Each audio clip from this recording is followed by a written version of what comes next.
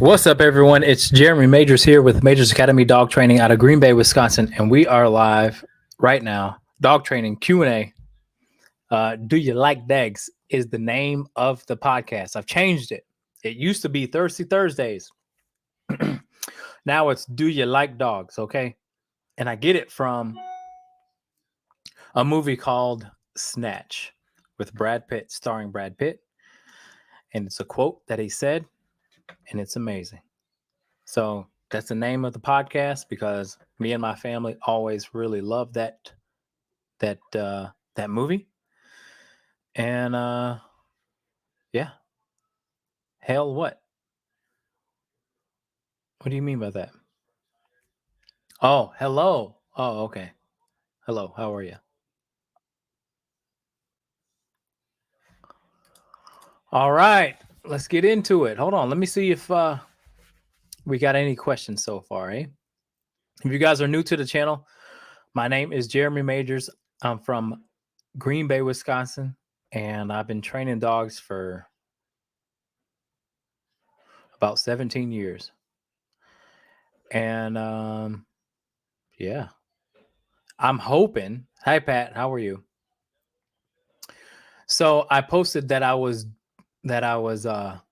going live tonight on this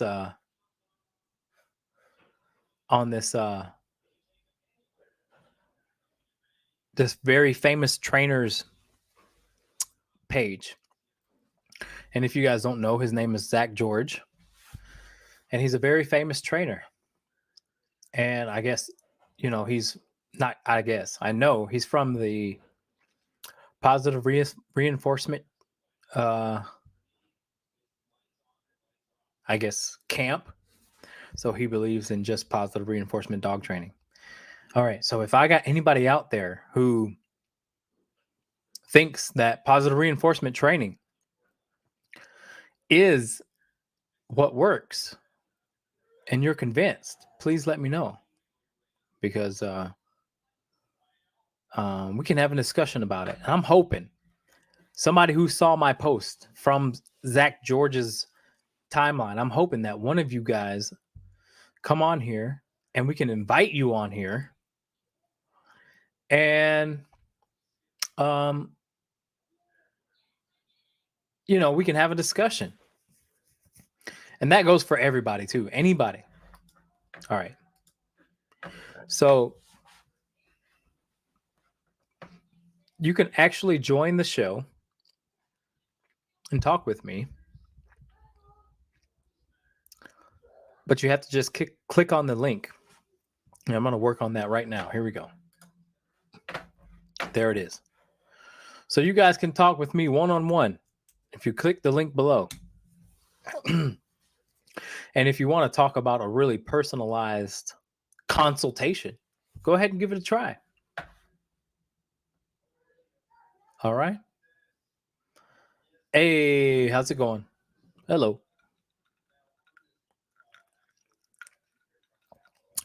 I hope you guys are doing well out there on a Thursday. Wow, that old fashioned is amazing. Look at this. My wife made this. Hold on. Look at this. When you know that old fashioned is this color, then you know you got a really good old fashioned. Wow, this is amazing. Okay. So yeah. Excuse me. All right. So Brenda asks, how is Martin doing? What is my homework for the week? Well, you're not going to get homework until we get 2 weeks in. 2 weeks in, I'll send you some stuff and you can do. It's not really homework, but it's more so learning about. Elias, what's up? Yeah, make you an old fashioned, man. Let's go. It's not necessarily about. Oh, you want to join the chat? Oh, hi, Brenda. Hi. Hello. Hi. Hello. My daughter. What's your name? Stop it. I wanted to. My name is Jeremy. What's your name? Bancroft. What's your first name, silly? Cora. Cora. Cora. Nice to meet you, Cora. So I wanted to check on Martin. Okay. How's Marty doing? Martin is doing very good. When is he gonna come back? At the end of the 3 weeks. I miss him. You miss him? You miss him? We miss him. Well, yeah, we're just trying to work through he's very, very stubborn, to be Yes, honest. he is. He is. He has a hard head on him. What he wants is what he wants. I tell you that. Yes. And let me tell you something else, by the way. He wants to pee on everything, by the way. Yes. Yes. Okay. And I'm like, Martin, you can't pee inside of my training arena. You got to pee outside. Yeah, that's Martin. Yeah. When we were doing the positive reinforcement training, we would walk into the store and he would pee immediately. Oh, yeah. Because that's, okay, so let's talk about that for a second, because that's pretty important and that would help out a lot of people. So I think, in my opinion, dogs that have to pee, it also comes from a place of insecurity. Like, he seems like a big insecure guy, because I know that because he doesn't want to, the first 2 days, he didn't want to interact with my dogs at all. He shied away from them. Really? Oh, yeah. But that's only because I did a little bit of like obedience with him. If I would have just introduced him to my dogs without any dialogue between him and I, he would have maybe decided to get ugly with them. You know what I mean? But I did some obedience with him first, and I got him comfortable with me. So then we entered my backyard, and when a dog doesn't have the choice to actually like go after a dog, they will avoid it. And that's what he was doing. Martin was trying everything in his power to avoid my 2 dogs. Like, he was pretty shy, and it took a while for him to actually go up to both of them, but he eventually did, and no aggression so far at all. He's doing really good. Well, can you show us Marty? No, he can't, honey. Marty's sleeping. Can I show him now? No, I can't show him at the moment. I'll I'll get some video for you, okay? I'm surprised he hasn't shown aggression, because he like I said, when my dad would walk into the house, he would kind of try to go up and charge him, and my dad would just walk by him. Yeah. When we had contractors in the house or in the yard, and I accidentally let him out, he nipped him. Oh yeah. Oh yeah. Oh yeah. My son, when he gets angry, Martin is right there on him, grabbing his hands. So yeah, he seems like, to me, he seems like a big baby. Like, he seems like he wants it his way, and like I say, anything that kind of gets in the way of that, he probably gets he probably gets crabby over. So it's all about with a dog like him. It's all about trying to keep him humble to the things that he really loves. And what does he love? We know he loves attention. Yes. That we know. And that's where it starts. So we're going to show you, when you come and pick him up, we're going to show you exactly like, what to do to get him to just, the thing is, you want other people to experience the good side of Martin the way that you guys experience him. Yes. Because that's the key. He really is for my family, like us, he's a really good dog. He's very loving. He unfortunately, I think he's very protective. Yes. Overly protective.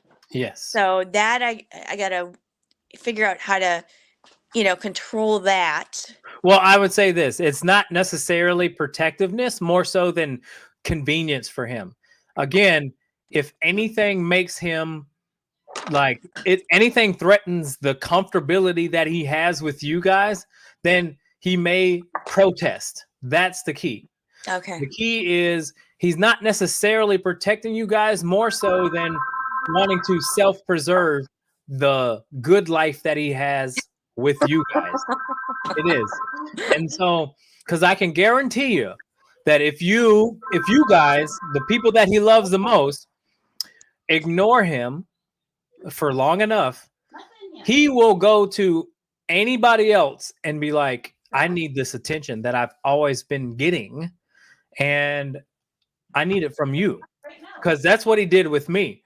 I mean, it didn't take long for him to start going, hey, you know, I like attention, and I like, yes, and can you give it to me? right. So you know, that's just a typical pit, though. In my opinion, that's just a typical breed for him. They're charming, they're smart, they're manipulative, and they're stubborn. So yeah, that's how Martin's doing. I'm glad that you you joined the show, and yeah, he's good. I know just what to do with a guy like Martin. So he'll be in good shape. We're looking forward to the homework because we want to make sure we get, set up. Yeah, we'll make sure you guys are good, man. You guys are gonna come here, and we're gonna spend as much time as it takes for you guys to get comfortable with getting him to listen the way that he listens to me. You know, because that's Good. the key. So Yep. Yes. All right, Brenda. Thank you for coming on. That was awesome. Thank you. All right. Bye-bye. So yeah, that was Brenda. She I got her dog in right now. So this is what I do. If you guys have a dog that trains with me, you know I have this show every Thursday, check in with your dog every Thursday. And I'll give you a really good analysis of how he's doing, how they're doing. And you can talk with me just like Brenda did. That was awesome, eh? Okay. All right, next question, eh? Okay, Carrie says, hello, we are lucky enough to work with you a couple of weekends ago. Wanted you to know that Pip received the most improved dog at obedience class. Thanks for the great start you gave us. Well, that's awesome. Thank you, Carrie. I appreciate it. Bring Tango. Let's go. Good evening, Chris. How are you? He's treadmill trained. Come on, bring him. Tango's more than welcome. And I'm sorry I didn't make it this Wednesday. We got a little busy, but anyway, those of you who are just joined in, please feel free to ask any question you like about dog behavior, dog training, the whole Zach George and dog training industry. I know I will. The whole dog training industry is like fighting with each other right now. There's the positive reinforcement people who just say science-based, evidence-based, you don't need any adversives. And for those of you who don't know what adversives is, adversives are a prong collar, shot collar, anything that you use that would quote unquote give a dog a consequence. That is what an adversive is. Okay. So right now there's a big conversation on which camp is better. And I'm going to say this right away because I'm not going to get into it too much.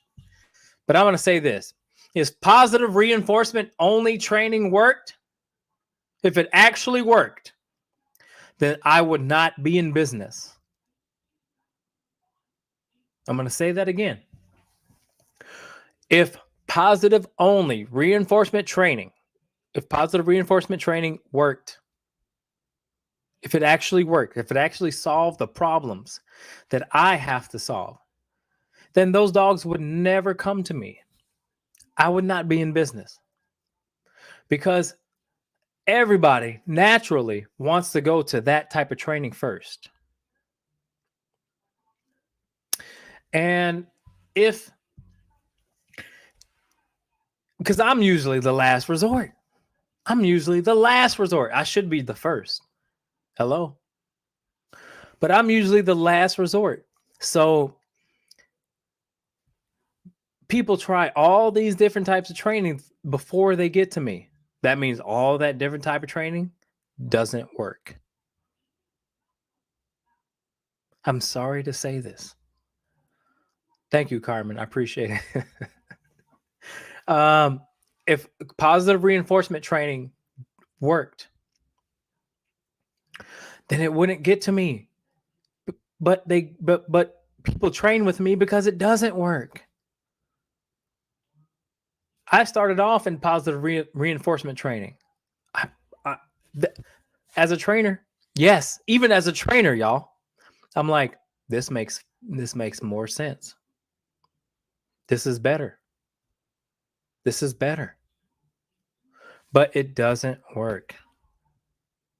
And you can't tell me, in my opinion, there's no such thing as positive reinforcement. You can't train a dog without consequence. There's no living thing on this planet Earth that doesn't learn from a consequence and learn better too. Listen, one of the things that science points out, if you want to go the science route, one of the things that science points out is that positive reinforcement, negative reinforcement, and positive punishment and negative punishment, those are the 4 quadrants of dog training. Now, out of the 4 quadrants, which one of those do you guys think causes the most stress in a dog? And I'm going to go through them again. Positive reinforcement, negative reinforcement, positive punishment, negative punishment. Which one of those 4 do you think causes more stress, the most stress in a dog? Somebody comment. Positive reinforcement, negative reinforcement. Negative reinforcement is taking away the stimuli or taking the dog away from the stimuli, taking away something that they really like or want. That's negative reinforcement. Positive punishment is like a prong collar correction or e-collar correction. And positive punishment because they don't know the difference. I'm grappling with a dog that has what I believe rage aggression. Please don't say anything negative like he needs to be on PTS. And yes, you are very... Stop that now. You better stop that. All right. Negative punishment, Carrie says. Today I tried teaching Ricky down. He did it for treats and then stopped. I had his leash on the ground and stepped on it, forcing him down. He actually doing the dog. Okay, come on. All right, let's go. Come on. All right, so check this out. What if I told you that negative punishment is more stressful on a dog than positive punishment? That means actually giving your dog a consequence the moment it does something wrong is less stressful than negative punishment, which means taking the dog away from the stimuli or taking something the dog wants away from the dog. Negative punishment. Exactly. You guys know what's up. No, put to sleep. No. Do you put chance to consult? I'm desperate. Well, then do a consultation. I can talk with you. I didn't answer your question yet, but I will. They want to please us and they don't when they get frustrated. And I'll tell you what, they respect a dog. They respect an owner. They respect a person. They respect the person that's protecting them, that's teaching them, that's raising them. They respect that person that tells them no. Come on, guys. Who do you respect that doesn't tell you no? Any person that is actually a respectful person has boundaries. This isn't rocket science. It's common sense. And all of the people who train with me, they don't need science. The science experiment that I train, that I show them with training their dog is enough. That's the science experiment. Can the dog be happy while being punished? No. Can the dog have a happy life and be punished for doing things it shouldn't do? Absolutely. And don't let anybody tell you different. You guys know we all learn the same. Let's just talk about our significant other. If we allowed our significant other to abuse us physically, we don't allow that. And if we do, we know we shouldn't. It's the same thing with dogs. Some of my clients have very abusive dogs, both physically, not emotionally. Well, emotionally, yeah.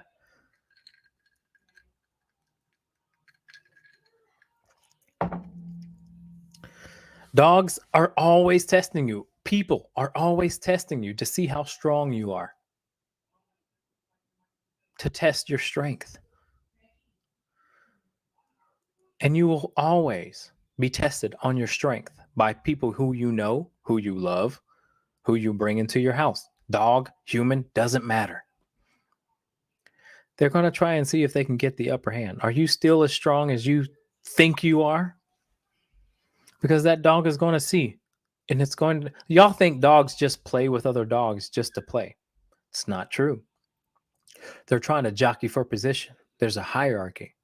And whether you like it or not, that's just life. So you have to sort of learn how to fight to bully the bully. Well, listen, I'm not saying that they necessarily play just for dominance. There's play without trying to figure out who's what's up. But that's just getting to know each other. Let's just say this. Two guys at a bar, they're saying what's up. Mostly, typically, guys that are talking at a bar, they're going to see who's better than the other in a roundabout way. What kind of job you got? What do you do? Oh, that's what you do. Oh, okay. Well, I do this. And you guys know that there's people out there that are one-uppers.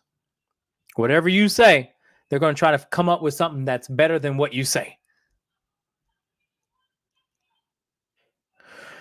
So we do the same thing. Listen, to me, it's pretty clear. I don't think there's much of a difference between dogs and us. I just don't know. I don't know. My dogs never test me, but they are trained and know their position here. Well, if they know their position, they had to have tested you because they don't know their position without testing you. Otherwise, there's no position. How can a dog have a position without testing to see if what their position is? So maybe you don't know that you are aware of the things of the ways that your dog tested you, but they test you. That is why amongst a pack of wolves or even a pack of dogs, you guys know, if you guys know what dogs, if you guys know and are experienced with dogs, you know that a young dog very often attacks an older dog. Why?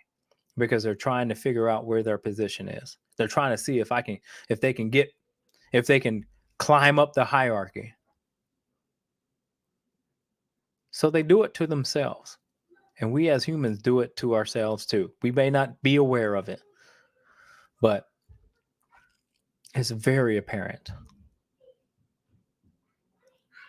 All right. Wait, aren't you in Milwaukee? I'm not in Milwaukee. I'm in Green Bay, Wisconsin.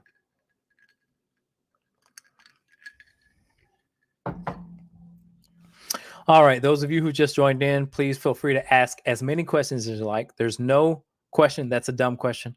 Make sure that you know that any question will help out people who have the same issue as you or challenges or whatever.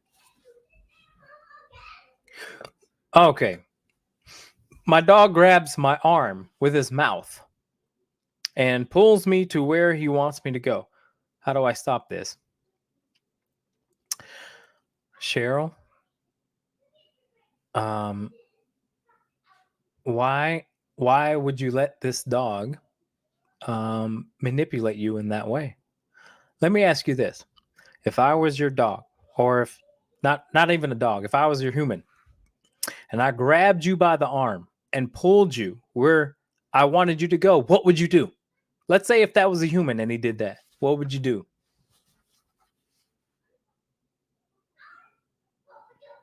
Because whatever you would do is what you need to do.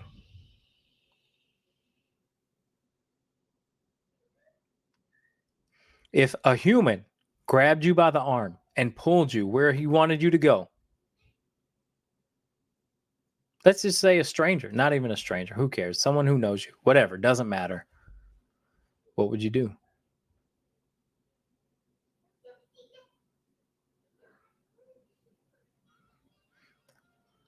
Pull away, but when I do, he grabs harder. So you need to grab him. You need to tell this dog no, somehow, some way. And it doesn't matter how.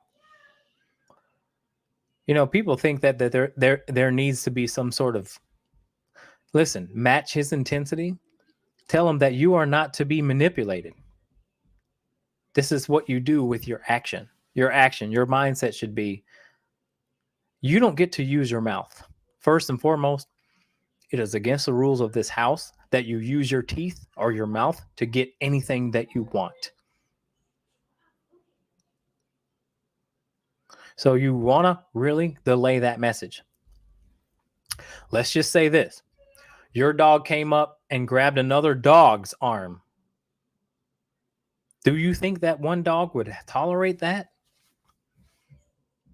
No. That dog would say, don't do this. Otherwise, you're going to get bit yourself. I'm going to bite you back. I'm going to do what it takes for you to tell you that this is not right.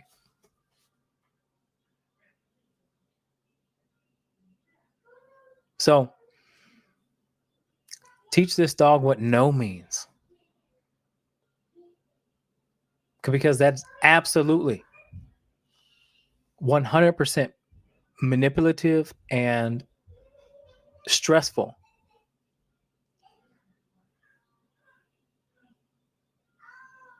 A dog should not think it's okay to do that. All right, Cheryl?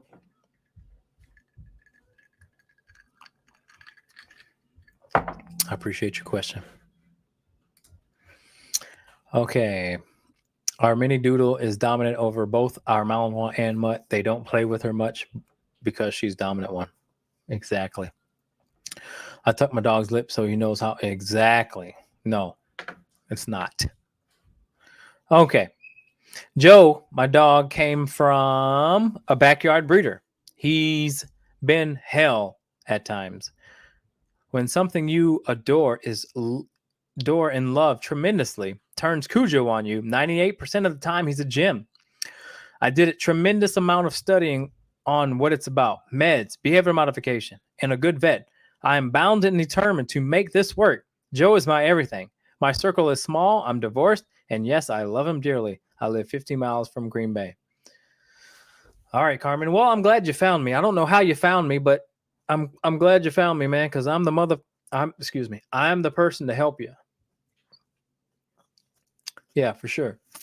Yeah, tell me how you found me. That's pretty interesting. What kind of dog is Joe, by the way?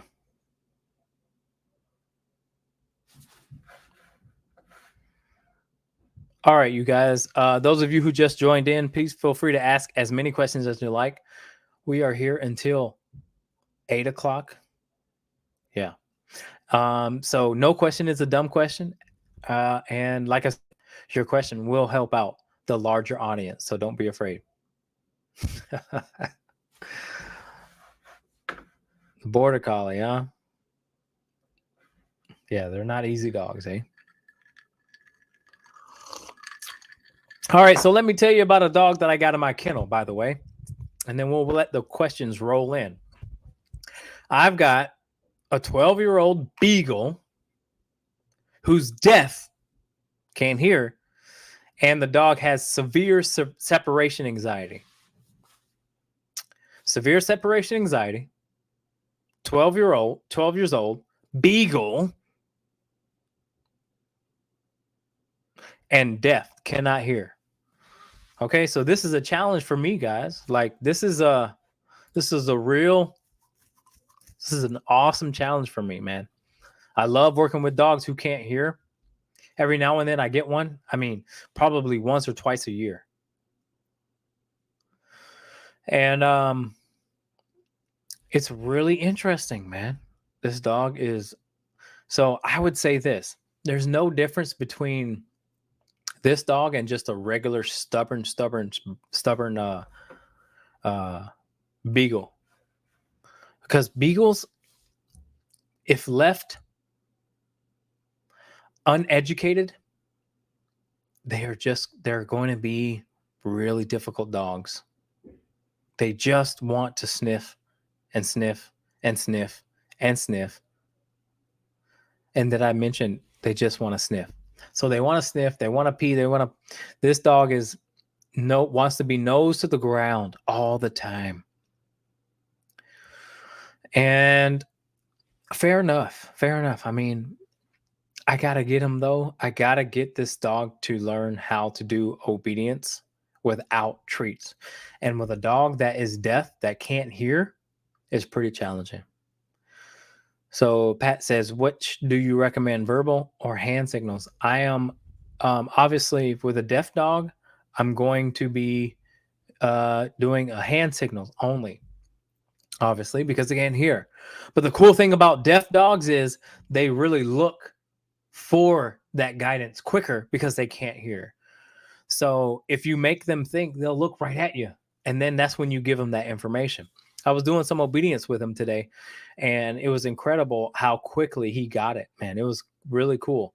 We were teaching them the place command, and he'd get on the bed and he'd stay and he'd down and he'd sit. And I'm really getting through to him. Like there was no getting through to him before that. I mean, you couldn't get this dog to sit at all without treats and that.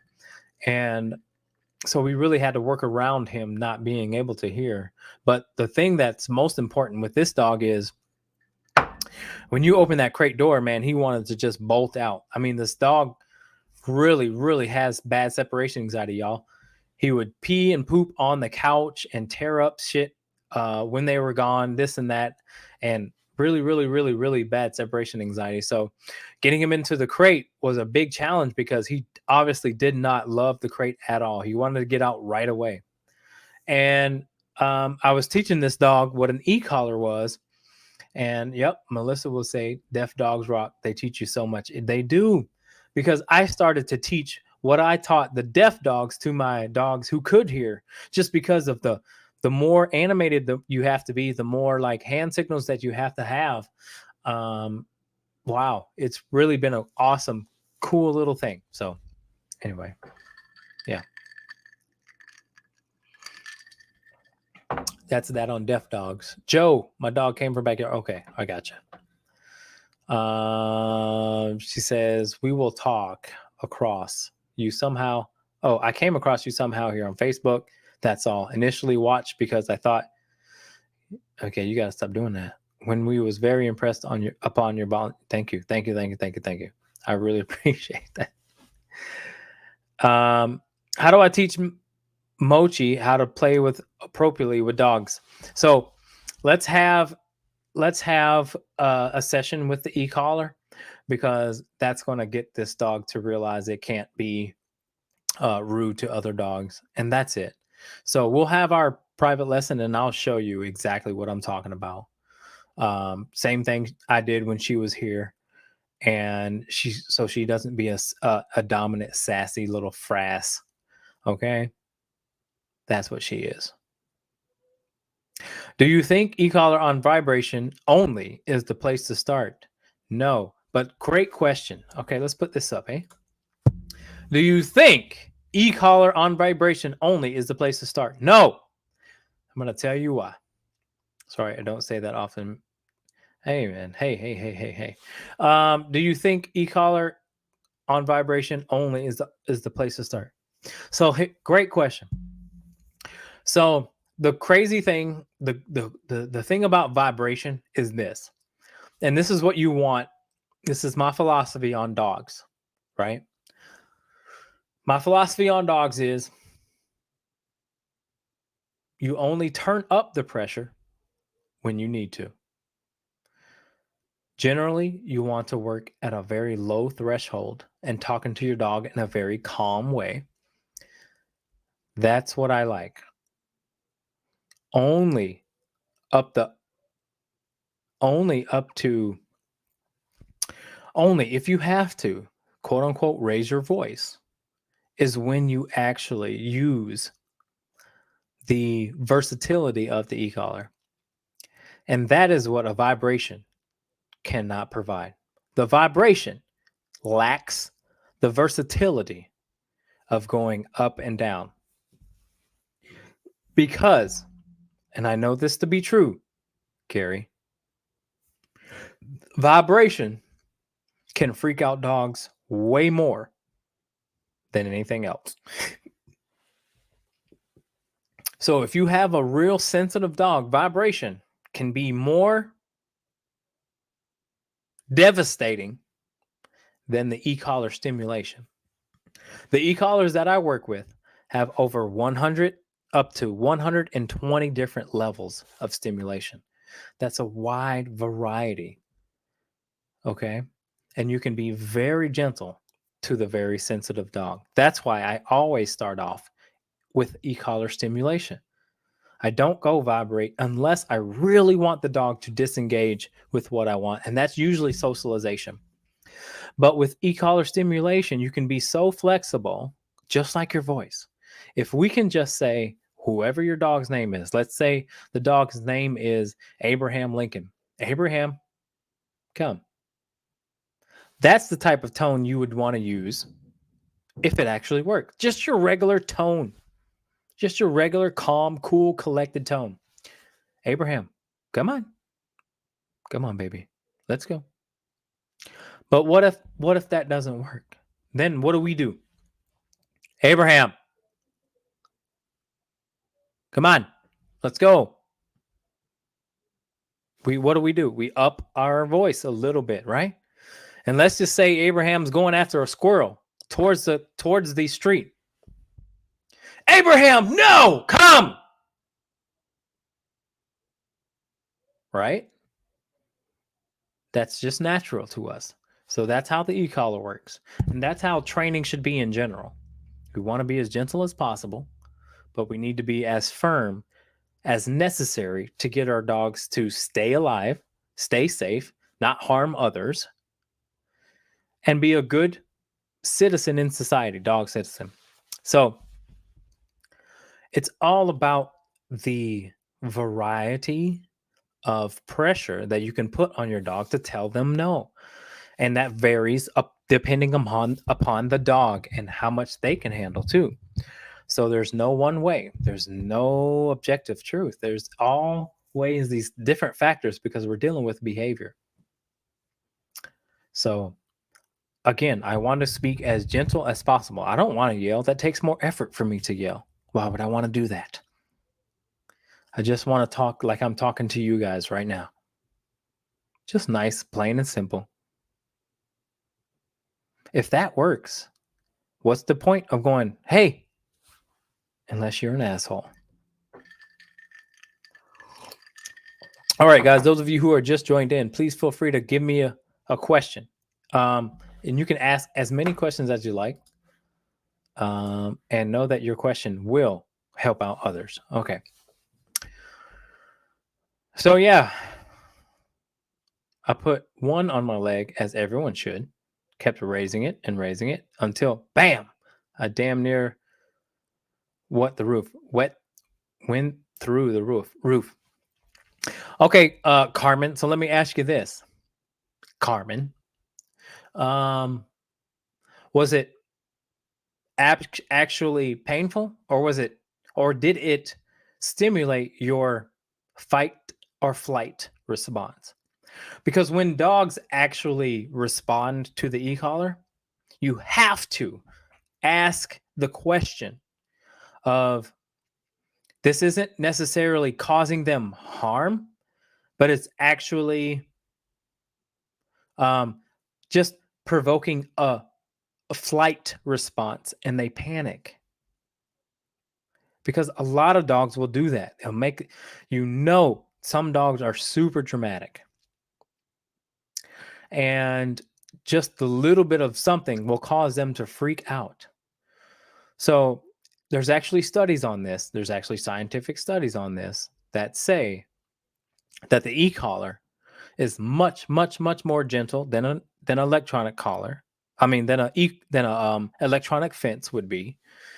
And anything that you perceive as something that would harm them is actually their response in a panicky way. So the actual sensation that they get from the e-collar causes them to panic in a way where it may seem like it's hurting them, but it's not. And that's a lot of dogs. A lot of dogs are super dramatic, guys. And you may need a really experienced eye to tell you the difference between that, because that's not necessarily the easiest thing. Is my dog doing this because it's in pain versus is my dog doing it because it's a freaking drama queen?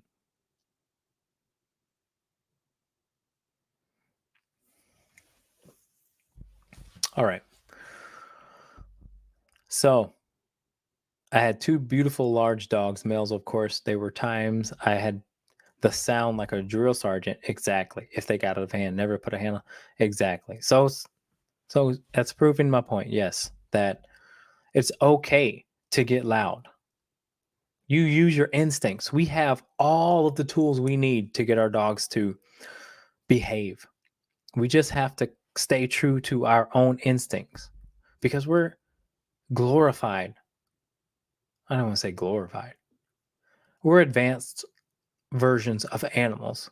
The difference between us and animals is that we can think.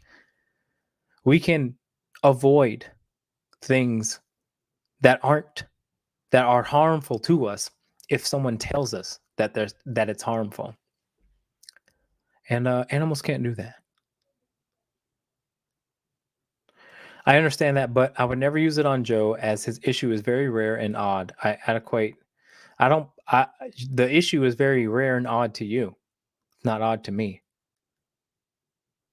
There's not a dog that I have trained that I would not put an e-collar on. And again, it's not like I'm trying to cause any of these dogs discomfort. I just know that if we're going to talk about having a dog who we can take anywhere, who can enjoy off leash, who we don't have to worry about manipulating our guests, attacking our guests, barking his ass off through the window, jumping on people, attacking other dogs, attacking other people, attacking children. If we're going to talk about the things that are really in the spectrum of behavior modification, the e-collar, there's no better tool than the e-collar if used the correct way. Listen, I train my dogs this way. My training is relationship based. I need to establish a relationship with your dog, because when I start to say things, then your dog will actually believe me and become vulnerable and become open about learning new things. And the e-collar is included into those new things. So it's relationship based because I want the dog to actually feel safe with me, so that when I say no or come or yes or good boy, that it actually has a big impact on them. Hey?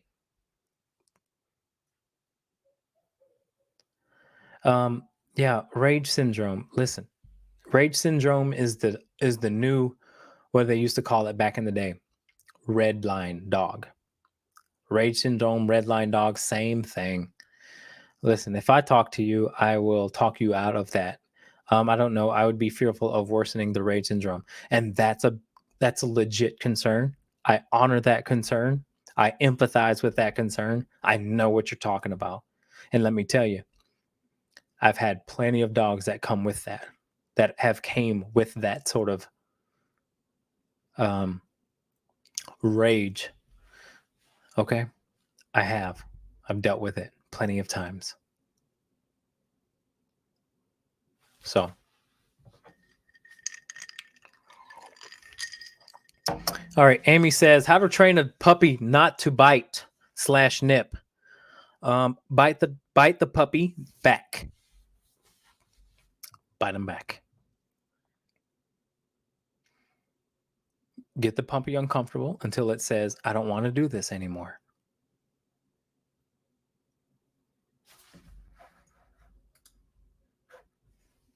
Listen, y'all. I mean, I'm not like most trainers, y'all.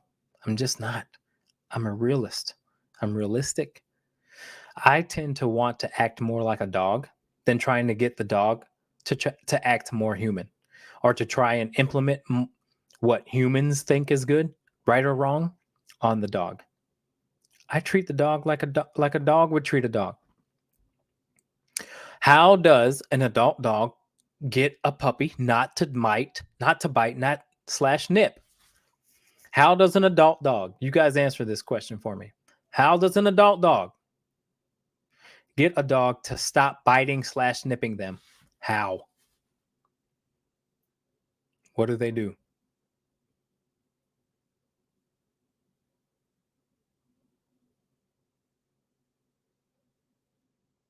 Exactly. So we got to figure out a way how to get respect. Listen, if your dog is allowed to bite you slash nip you, it's learning that it can get over on you, that it has the upper hand, and therefore invites a ton of terrible behaviors. Demanding behaviors. I bark when I want. I jump when I want. I come when I want. Ooh. I come to the owner when I want. I pull on the leash when I want. I stop when I want. I piss when I want. You raise a dog like that, if that dog was actually a human, it would be a mass shooter. Some of y'all out here are raising dogs that if they were humans, they'd be shooting up schools because they just do what they want without consequence. And that is the most dangerous dog out there. Oh, you guys think that a dog that's super fearful, that has been through abuse, all this abuse is dangerous? Nah. There's nothing more dangerous than a dog that has the mindset that I can do what I want and there's no consequence. I manipulate the world in my favor and I don't care about what the outside world has to bring. That is why dogs bite. That is why dogs jump. That is why dogs manipulate. That's why you can't take the dog anywhere. That's why you can't board the dog anywhere. That's why you can't have people over. That's why people hate coming over, because your dog is an obnoxious asshole and you let him be that way.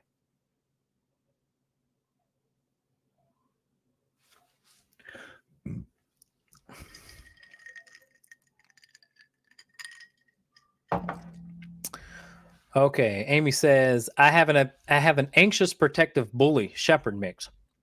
Where shall I start to make it safer for her and other little people and dogs?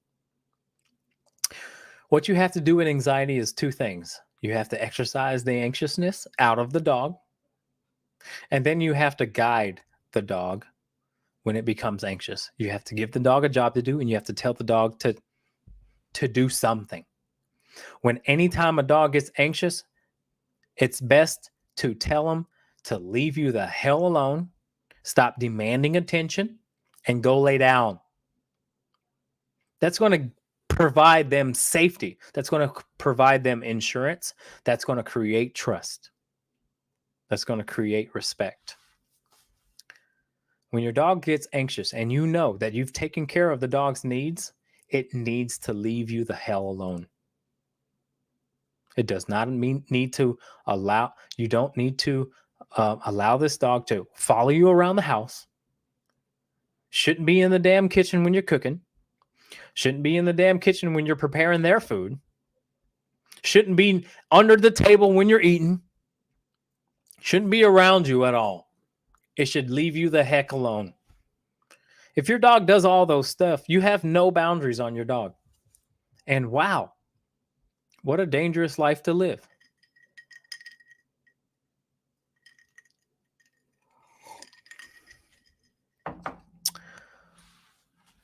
All right.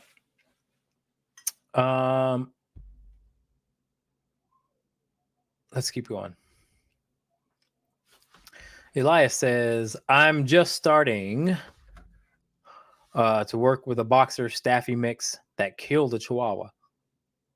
The dog is the most chill dog. He saw a small dog as prey. Owner needs to set tone, understand situations that can trigger big dog. Got to do all the basics. Got dog wearing DD collar and will give consequences for dirty thoughts. Whew, that sounds like a tough situation, man. But let's give it some time. Let's see if the owner can actually do it. But some dogs who are calm and kill, those are tough dogs, my boy. Those are tough dogs because they're not doing it out of anxiousness, right? They're not killing out of anxiousness. They're killing because they like to kill.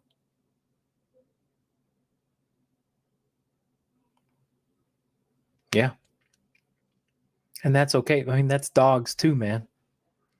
Dogs like to play with their freaking food, man. Come on. So I'm sorry that happened. That sucks for the owner for sure. But if you got a high prey-driven dog, if you got a terrier, don't be surprised. Those dogs like to control whatever's moving, whatever they perceive as to be moving out of control. Terriers. Let's go.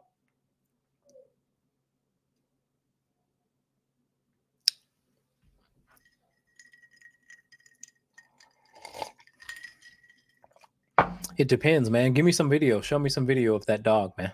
And I'll be able to tell you more. Because you know I'm a pit bull, Staffordshire Terrier. I'm a guru. That's where I started. That's where I got my start. So let me see the dog and I can tell you exactly what's up. My boys was abused, yet he was great. Became anxious around certain people, especially men wearing hats. Okay, Carmen, just because your dog was skittish around men who wearing hat doesn't mean there was a man that was wearing a hat that abused him.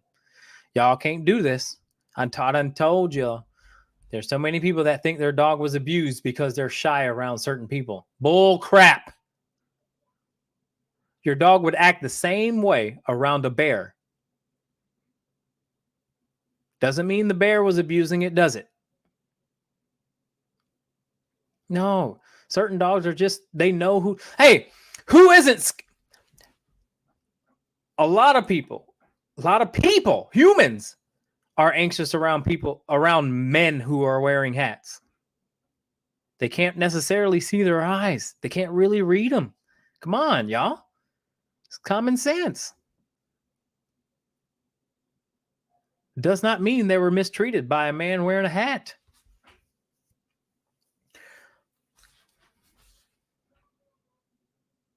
Should have been around to tell my ex-husband all that.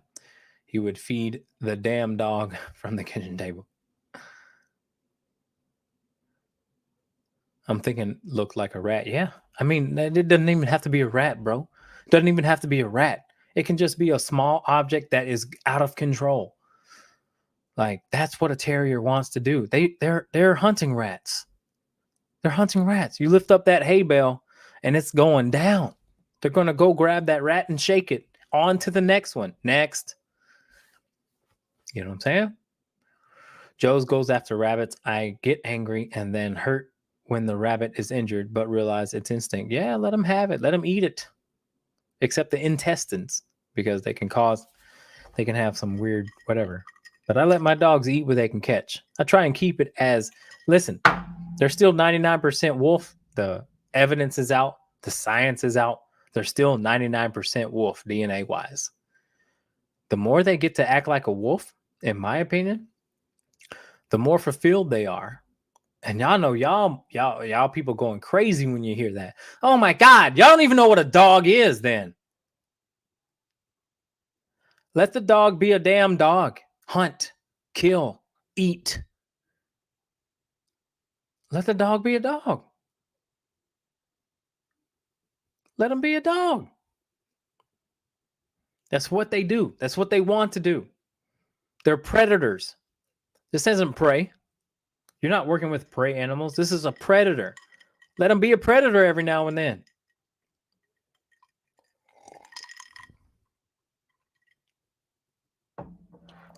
Yes, of course it's because men are tall and bigger. Yes, 100%.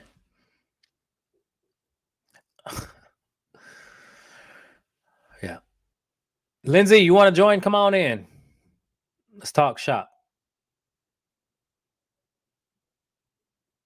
Yeah, love them too. Only had one session. Going to work with dog and owner in a couple of weeks. This dog is so darn chill and smart. Got work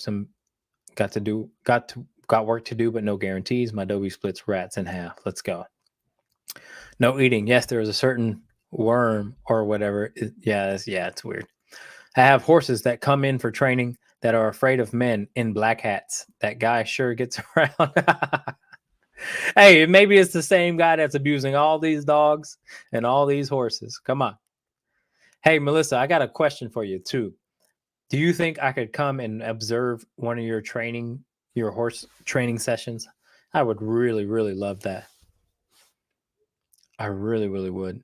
I would enjoy that. I would really, really enjoy that. So let me know, man. Let me know. If anyone's got a nutrition question, hit me up. Why don't you just join? You want the damn link? Here you go.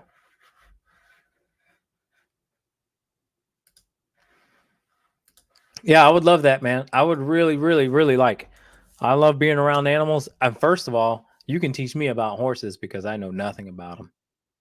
As a matter of fact, I'm intimidated by them. But I'm really curious to see.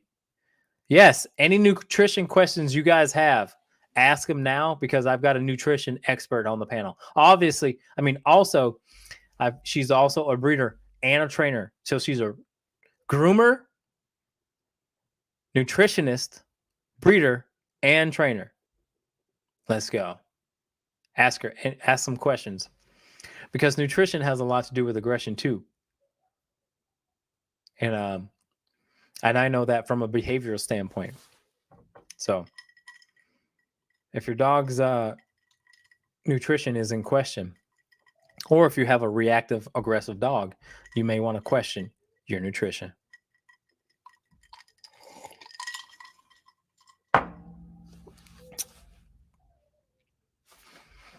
All right, I'm gonna take this off here. Joe is on IAMS. He's always hungry despite being fed. Okay, that's the problem. Man, you better take that damn dog off of that shit. Oh my God.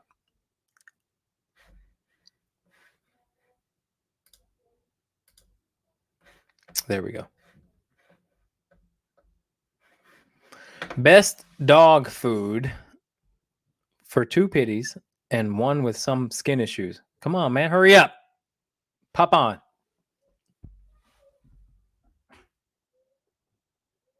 All right. Here we go. Here we go. She's getting ready to pop on.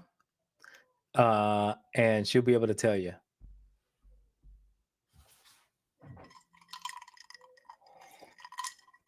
Those of you who are drinking on a Thursday, cheers. Yeah, no IMs, baby. No, I can tell you that. I'm not the nutrition expert, but I'll tell you what. I've got 2 dogs. It's funny that you bring up IMs. I've got 2 dogs that came in with IMs as their dog food. And right away, I'm like, no. This isn't right. This isn't right. So I'm sure you're going to have to pay, when it, hold on, scroll up. It should be right here. Hold on. I'll give it to you. Let me see if I can. Here it is right here. There, I just posted it.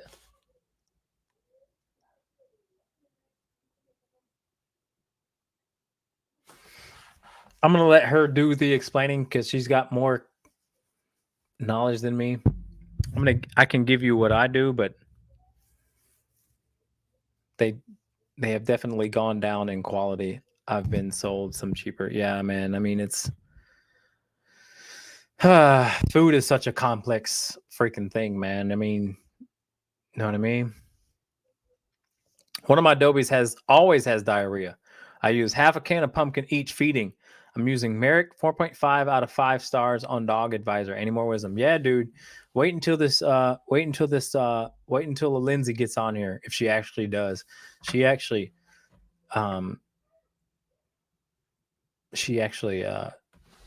there she is. God damn it. Okay, let's go. Here we go. There she is. It takes a while.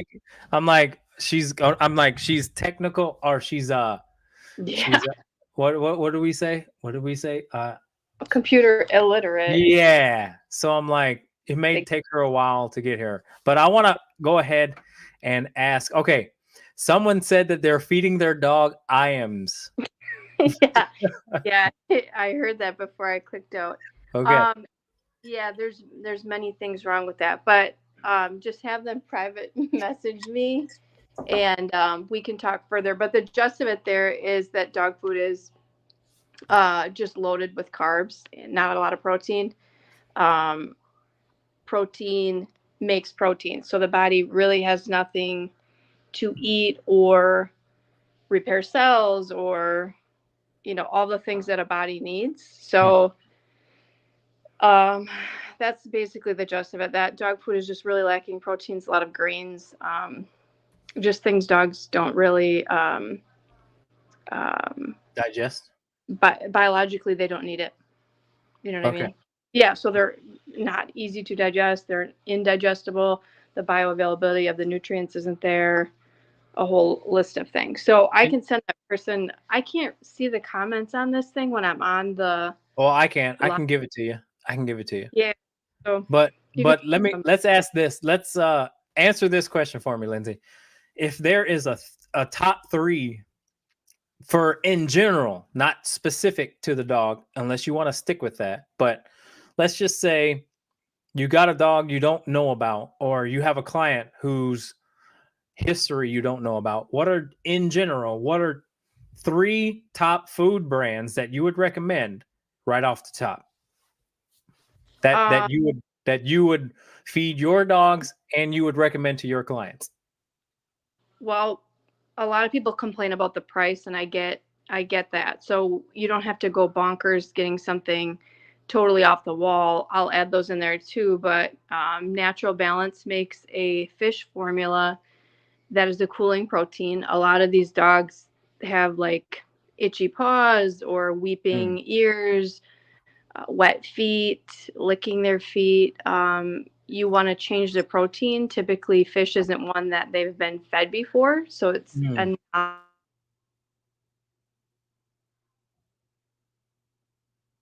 Uh-oh. Did she just freeze? Oh boy. Can you guys all right, what's going on? Can you guys hear me? Okay, so maybe you can't hear her. Lindsay's frozen. I'm gonna see if I can remove her and add her right back.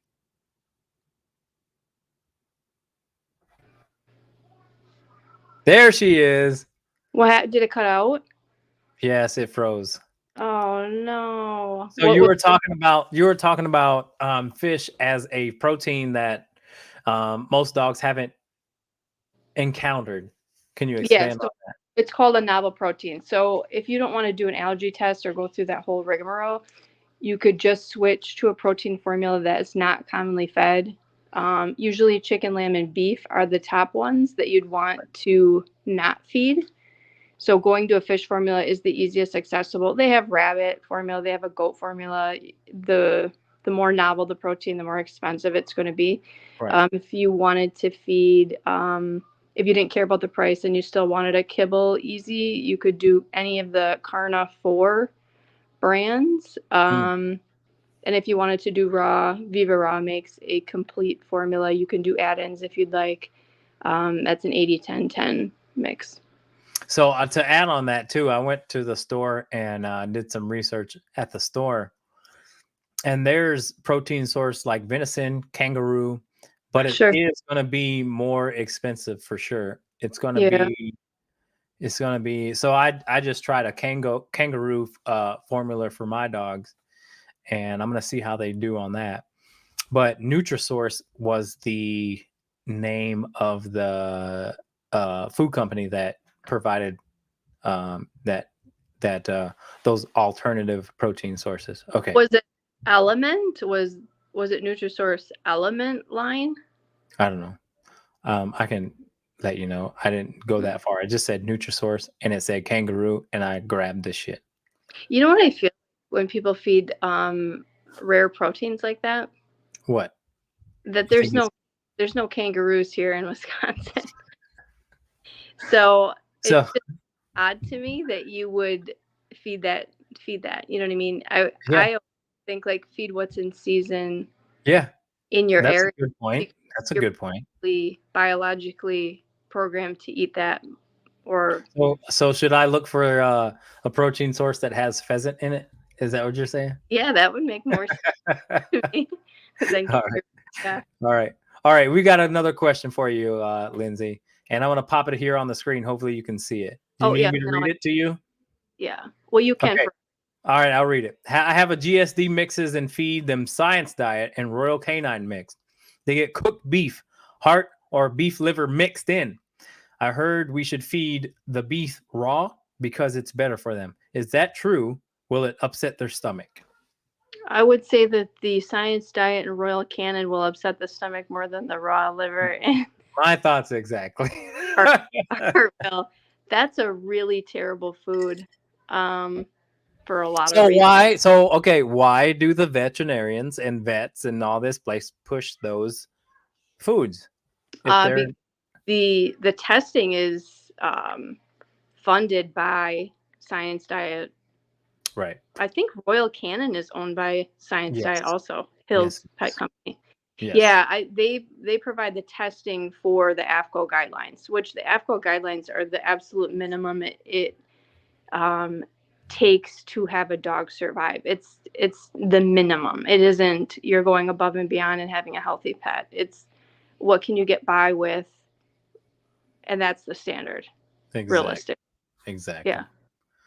Awesome. So you could feed anything raw into their food is going to provide some live enzymes and amino acids and live things that they don't get in kibble. It would be like if you never ate veggies or anything fresh, you just always ate a cooked food.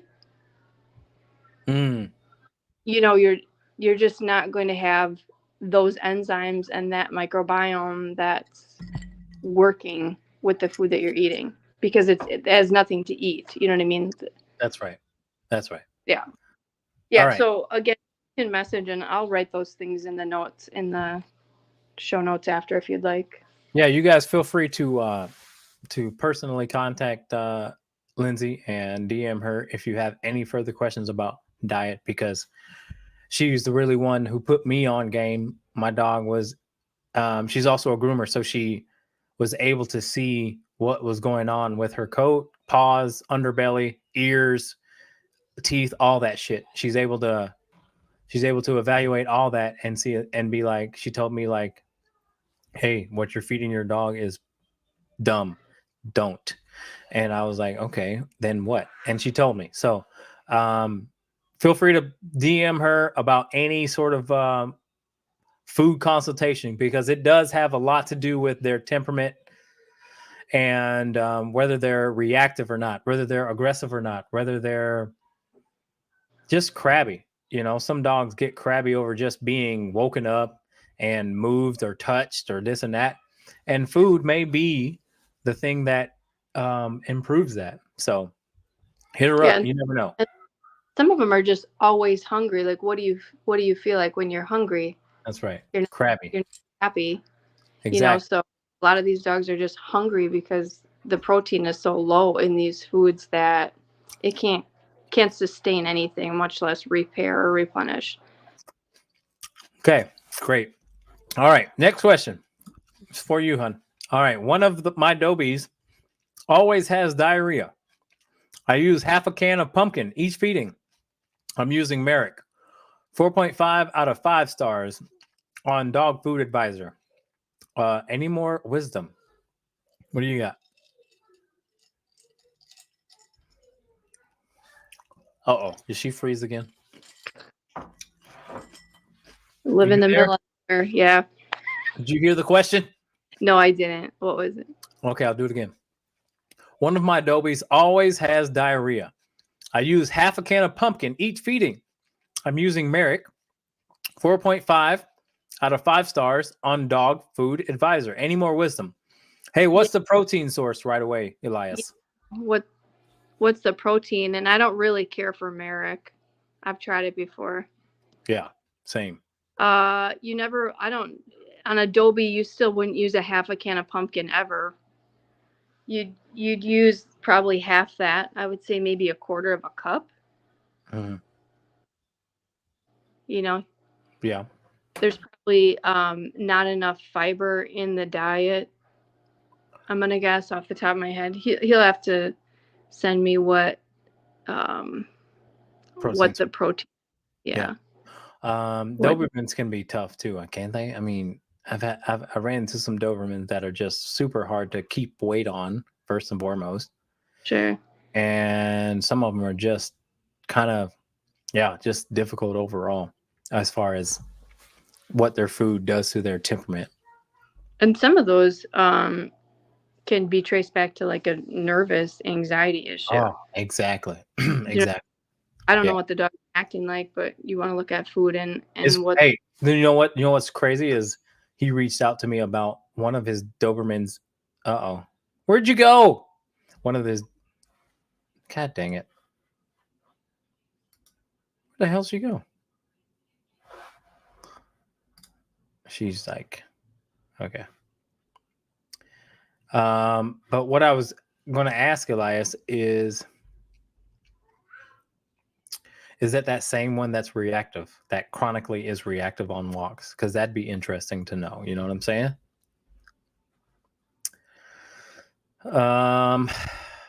Yeah. Where the hell did she go, man? It was. Maybe she'll pop back on. I don't know. All right, it is the same Dobie. Oh my Lord, bro. You might want to try something different than Merrick, my boy. You might want to try some different food than Merrick, man. Wow. What if she's super always like, what if her stomach's always hurting her, bro? Because of the because her stomach, but that food is messed up. You know what I'm saying?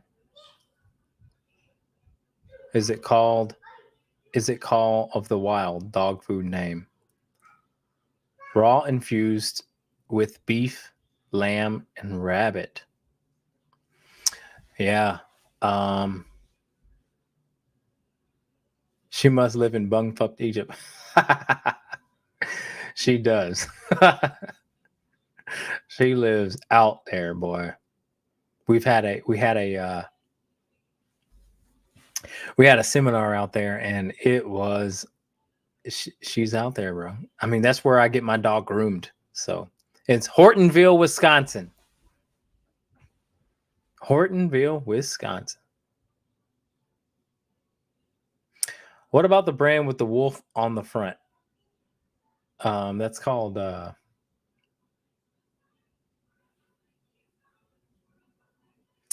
damn it. What's the name of the Is it I know what you're talking about. And at least you know what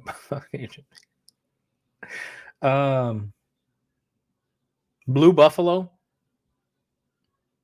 Blue Buffalo is what you're talking about. Exactly. Blue.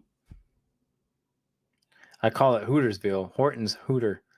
There's no Hooters there. First of all, Taste of the Wild. That's it, Cheryl. Cheryl got it.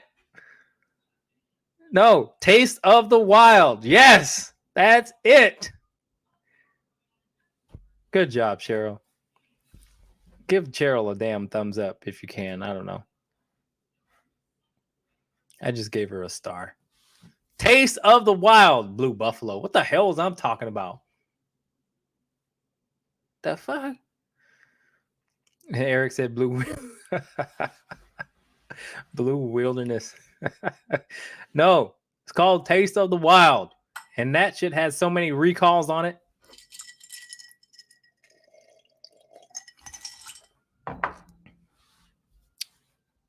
Yeah. Taste of the Wild. Where the hell did she go, man? Come on. I'm gonna end my live on Instagram and text her. I'm gonna text her bad things. Okay. So we got established that, excuse me, your food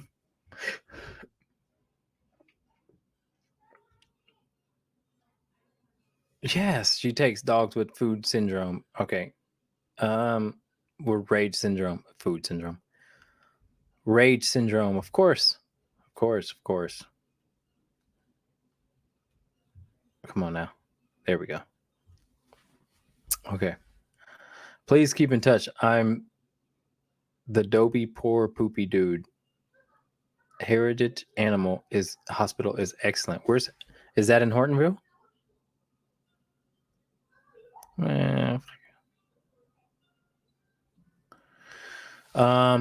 Is that in Hortonville? Heritage Animal Hospital?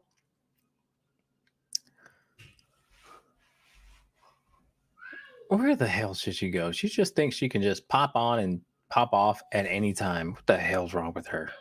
Come on. I'm going to ask her, where'd you go? Where'd you go? Also right out of Greenville. Hey, Carmen, have you ever been to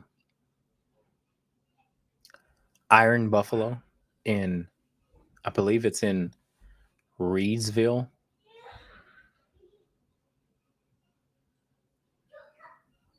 Okay, so probably different area. All right, folks. Well, I think this is enough for today. I'm really enjoying this. I really do want to keep going, but I got to get to bed. I got to let the dogs out. And maybe you should. And yeah, we'll see you guys next week. I hope to see y'all next week. Give me a like, give me a thumbs up, give me a subscribe, whatever you want to do. I appreciate you guys watching, and we'll see you guys next time. I appreciate y'all. Thank you.